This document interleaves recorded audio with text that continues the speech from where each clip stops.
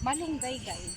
Eh, may tubig na dala dito? Nilagyan nila kasi magtatanim na sila ng ano.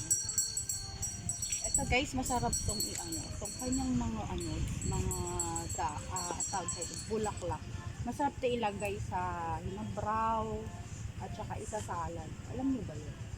Ang daming bunga. Ay, nasayang nahulog. Ano yan?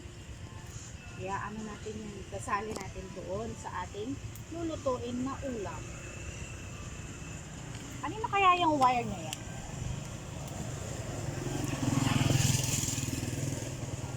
Diba? Tutusukin na. Ayan. Yan yung ginawa ni Mami. Oo, kupin ko na. Masarap guys. Oh! Oh! Oh, malunggay. Tara na. Nagpudot.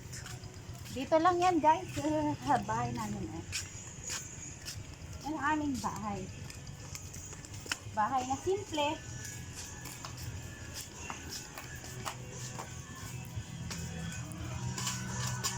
Ito na kami guys. Pasok na kami. Wow!